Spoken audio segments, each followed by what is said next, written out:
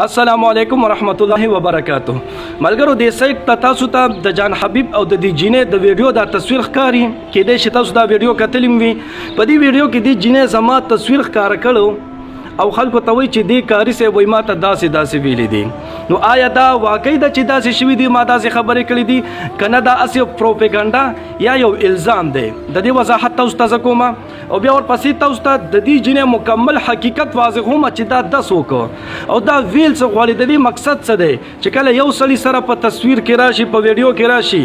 او وایي چې ما سره داسې چل شوی دی او بیا پکې په ویډیو کې خپل نمبر دا جینې ورکړي. نو د دې حقیقت زه تاسو ته ښکاره کوم چې دا جینې ویل څه غواړي.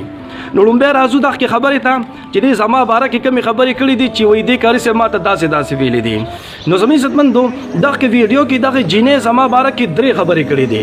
لومبنۍ خبره وایي ده وایي ما ته وی په ټیلیفون باندې چې دا موبایل د داسې کمبله کې ودروه او ته لکه اخوا وګرځه چې زه ستا باډي لکه وګورم. یو دا خبره کړې ده. او دویمه خبره بیا دا کړې ده چې وایي ده ما ته په ټیلیفون باندې وی چې زه تاله دغلته درشم نو وایي چې زه څنګه ملاقات کول غواړم تا سره چې زه څنګه ملاوېدل غواړم وایي ته به ما سره هغسې ملاوېږي که نه. وایي ما ورته چې څه مطلب وایي ده وایي چې نور خو پوه شه که نه. یوې دا خبره کړې ده. او درېیمه خبره بیا دا کړې ده چې وایي په وایس کې به سمې خبرې کولې او په موبایل کې چې به ما ته وایي ټیلیفون وکړي وایي ما ته به دمکیانې راکولې وایي سختې دمکیانې به راکولې. نو دا 3 خبرې دي په دې ویډیو کې زما باره کې کړي دي. نو زموږ عزتمندو دا ټولې خبرې دي د ځانه کړي دي دروغې ویلي دي په ما باندې یو الزام لګولی دی. ښه په کلو غوږونو باندې واورئ. زما د الله تعالی په ذات باندې قسم وي چې دغه 3 خبرو کې ما یوه خبره هم نه ده کړې. 3 خو لا لرې خبره چې دې 3 الزامات په ما لګولي دي. دې کې زما د الله تعالی په ذات قسم وي چې یوه خبره هم ما نه ده کړې. او دې نه به هم سخته خبره پکې وکړم که دې 3 واړو خبرو کې چېرې ما یوه خبره هم کړې که نه نو زه به مسلمان نه یم. بله هم به درته سخته ووایم که چېرې دې 3 واړو خبرو کې ما چېرې یوه خبره هم کړې که نه نو الله دې وکړي چې د دې دنیا نه زه کافر لاړ شم. او که دې 3 واړو خبرو کې ما چېرې یوه خبره هم کړې که نه نو الله دې ما نه په دې ځای باندې خنزیر او بیزو جوړه کړي. که دې 3 واړو خبرو کې ما چېرې یوه خبره هم کړې وي د ځانه لګیا د زموږ عزتمندو الزامونه په خلکو باندې لګوي بهتانونه په خلکو باندې لګوي. عام خلک خو ترې لرې چې اوس عالمانو پسې لګیا شول. همدغه جان حبیب چې دی د څو ورځې مخکې مولانا اختر علي صاحب پسې خبرې کړې وي او هغه ته یهودي ویلي و. اختر علي مولانا صاحب تاسو ټول پېژنئ څنګه انسان دی او هغه پسې هم دا جان حبیب لګیا و. د ځانه دا بلیک میلران دي د خلکو پسې د ځانه لګیا دي او الله دې هغه ورځ رانه ولي چې زه داسې خبرې وکړم. الله دې هغه منټ او هغه سیکنډ به رانه ولي چې زه داسې فضول خبرې بیا تور سرو ته وکړم. د ځانه لګیا دي زموږ عزتمندو دوی به هلته آخرت کې به الله تعالی ته څه جواب ورکوي. الله تعالی ته به مخامخ کېږي نه وفات به پې نه راځي مرګ به پې نه راځي په قبر کې به یې نږدي نکیر منکر ته به بیا څه جواب ورکوي چې د ځانه دې ټوله ورځ داسې لګي او خلکو پسې فضول خبرې کوي خلک بلیک میل کوي څه په چل باندې. نو زموږ عزتمندو زه دې ته هېڅ جواب نه ورکوم دې جینۍ ته. زه داسې هم کولی شم چې اوس هلته پولیس ته لاړ شم او پرچه درج کړم په دې باندې دا کیس واچوم چې دې زما بېعزتي کړې ده او دغه ویډیو ورته وښیم چې د ځانه لګیا ده. خو لیکن داسې زه نه کوم. زه خپله معامله الله تعالی ته سپارم. الله تعالی دې ورسره پوه شي الله تعالی دې ورسره پوه شي او انشاءالله دې جینۍ نه او دې جان حبیب نه به زه قیامت په ورځ باندې الله تعالی ته چې کله مخامخ شو دا تپوس پتې نه کومه چې تاسو په ما باندې په څه وجه باندې دا الزامات لګولي تاسو ما باندې ولې دا الزامات لګولي څه د وجې نه تاسو ته ما ویلي سو چې داسې الزامات فضول باندې ما باندې لګوئ. دا تپوس به انشاءالله د جان حبیب نه هم زه کوم او دې جینۍ نه به هم زه دا تپوس کوم چې جان حبیب ورته کیمره نیولې ده او جینۍ فضول دروغ خبرې کوي د ده په کیمره باندې د ده په پیج باندې. انشاءالله دا تپوسونه به زه دې نه کوم قیامت په ورځ باندې انشاءالله قیامت ورځ ته دی. نو زما عزتمندو اوس راځو دغه خبرې ته چې دا جینۍ دا زما باره کې دا خبرې ولې وکړي او دا څه سازش په بنیاد باندې دی دا زما خبرې وکړي. دا د پیسو لالچ دی ښه اوس یې ته حقیقت ښکاره کوم. دا جینۍ چې ده که نه څو ورځې مخکې ما ستا ټیلیفون باندې په واټسپ باندې ټیلیفون وکړو خپل فریادونه شروع کول چې زه داسې ما زما خاوند داسې د بوډا دی او زی پریخي مانه بچی نیولې دي او داسې دومره فریادونه وکړو دومره خلکو پسې غیبتونه وکړل د کاشف علي پسې لګیا وه د ماته داسې ویلي دي تر دې پورې چې یوسف جان غونتی یوسف جان څونه اوچت انسان دی یوسف جان غونتی سوشل میډیا والا به تاسو ته په ټوله دنیا کې میلاو نشي هغه پسې دې خبرې وکړي دغه کیمرامین پسې دې خبرې وکړي وایي ما ته وی چې ویډیو کال راته وکړه او داسې چلو کوو یله به درنه ویډیو کوو هله به وایي تا نه انټرویو اخلو یوسف جان هر چاته معلوم دی ای جان حبیبه تا هم د یوسف جان باره کې ویلي چې یوسف جان ښه انسان دی هغه باره کې دې جینۍ بکواس کړی دی او ما ته یې کړی دی چې یوسف جان هم راته داسې خبرې کړې دي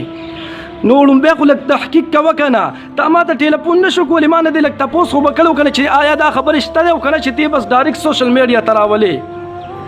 نو دې ما ته ډېرو خلکو بس غیبتونه کول ما ته وي وایي زه ډېره زیاته غریبه یم وی یو راله آواز اوچت کا په خپل پیج باندې وي زما لپاره آواز اوچت کا چې ما سره څوک امداد وکړي او وایي دغه کار یوسف جان کاشف علي وغیره پسې ویډیو جوړه کړه دی زما عزت شته دی زه وایي شرمولې ما ماته د خپلې ټیک ټاک ویډیوګانې راولېږلې چې وایي کاشف علي وایي ما نه په غلا باندې دا ټیک ټاک ویډیوګانې کړې وي او واقعي ده چې ویډیوګانې ډېرې فضول ویډیوګانې وي چې کاشف علي سره شوي خو کېدای شي د دې پر اساس باندې شوي وي نو دې ماته وی چې زما دپاره اواز اوچت کا دې طرف ته اشاره وه چې زما دپاره دوه اوازونه اوچت کا یو دا اواز چې وي ما سره څوک امداد وکړي ما ته څوک پیسې راولېږي دا مسافر دی وایي راته پیسې راولېږي او دویم چې وایي داماد سره خلک بې عزتي کوي چې دغه حقیقت وي ښکاره کا نو زه خو دا دواړه قسمه ویډیوګانې نه کومه هر چاته ښکاره دي د غریبانانو لپاره ما چاته ویډیو کړیم نه ده او نه کومه ده وجه څه ده چې هر چاته ښکاره دي چې د غریب په نوم باندې خلک پیسې راخلي او بیا ځان ته کوي نو دا ډېره زیاته بدګماني ده که ما چرې شروع کړي دا په ما باندې هم بدګماني شروع شي نو داسې هېڅ قسمه ویډیو زه نه کومه او دا دویمه د چا خلاف ویډیو ما تر اوسه پورې چېرته نه ده کړې تاسو به زما په پیج باندې چېرته نه وي لیدلي چې ما به د چا خلاف خبرې کړې وي نو ما دې ته وایي زه خو داسې قسمه ویډیو نه کوم خو خیر زما یو ملګری شته دی رفیع الله نوم دی د سعودي عرب کې دی هغه هم د سوشل ورکر دی نو وایم هغه سره به دله خبره وکړم چې ستا بې عزتي شوې ده واقعي ده چې ویډیوګانې کې د دې بې عزتي شوې وه خو داسې راته ښکاري چې ده هم د دې په صلاح باندې شوې وه نو هغه ته مې وویلې چې دې سره داسې چل شوی دی او دا وایي چې ما سره کاشف علي داسې حرکتونه کړي دي نو دغه زما ملګری چې وای بالکل ولې نه هغه رفیع الله د کاشف علي خلاف ویډیوګانې جوړې کړي نو بیا چې ورځې کېدې کاشف علي چې دی دغه جینۍ ته پیسې ومنلې چې زه به درته دونه پیسې درکړم خو ته د دې رفیع الله چې د چا په وجه تیار شوی دی دې ویډیوګانو ته وایي ته د خلاف وایي ته ویډیو وکړه نو دا نن چې کومه ویډیو تاسو ګورئ دا د کاشف علي د پیسو په وجه ده ښه کاشف علي دې ته پیسې منلې دي نو تاسو څه ګورئ تاسو لومبی د هغوی څه اورئ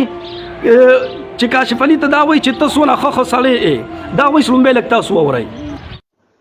هلو السلام علیکم تاسو څنګه یې کاشف بھائی ښه یې خیر خیریت دی که نه دا بار ملک نه دی د رفیع الله دا دی ما ته خو نوم صحیح نه راځي خو رفیع الله نوم دی او یو ورسره کاري صاحب ملګری دی صحیح ده چې دوی دي که نه نو ما ورته داسې خبرې نه دي کړي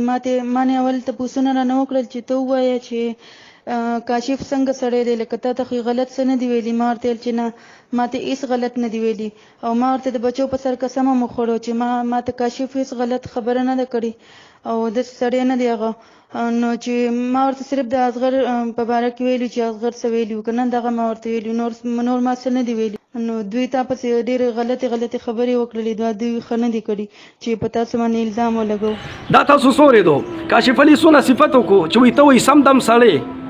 او ته اوس یې دا کاشف علي خلاف خبرو ته وګورئ چې کاشف علي پسې څنګه لګیا ده او یو د کاشف چې کوم دی د دې نه غټ مکار او دروغجن او قسمخور سړی نشته په دنیا کې دا ډېر غټ بې غیرت او دروغجن سړی دی بس تاسو کتل زما عزتمندو د دې شل قسمه ژبه ده دا بلیک میلران چې که نه منافقان وایي د دې منافقانو د خبرې څه سر نه وي کله به یو شانتي وي کله به بل شانتي کله یو شانتي کله بل شانتي نو زما عزتمندو دا د دې د ځانه یو پروپیګانډا وه خو زه تاسو ته د حقیقت ښکاره کوم چې دا جینۍ ویل څه غواړي د دې مقصد څه دی کله یو سره په کیمرې کې راشي چې وای زما دا نمبر دی ما سره امدادو کې ما سره داسې چل شوی دی او زما وای داسې خاوند بوډا خاور مې هغه ته وای زه واده شوی ما اوس مې وسره بچی پاتې دی وای هغه وای زه راشړلی ما نو زما عزتمندو زما چې خپل ګمان دی دی نه واده کړی دی او نه چې د بچی پاتې دی دا د ځان خلکو ته د یو غریبه مریبه نه ده ښه مالداره کورنۍ نه ده ښه مالداره نه ده دا چې کوم ځای کې اوسېږي دا یې وایي چې زه حیات آباد کې اوسېږم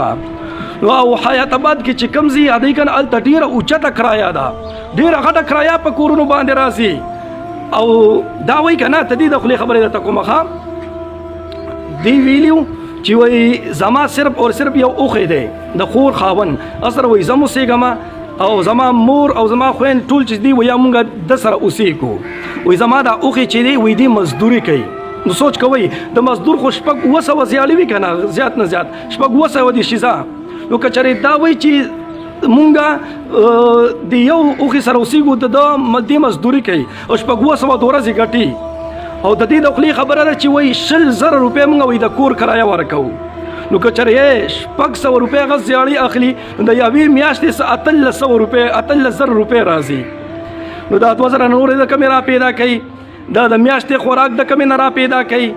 دا پیزار کپړې د کمې نه را پیدا کوي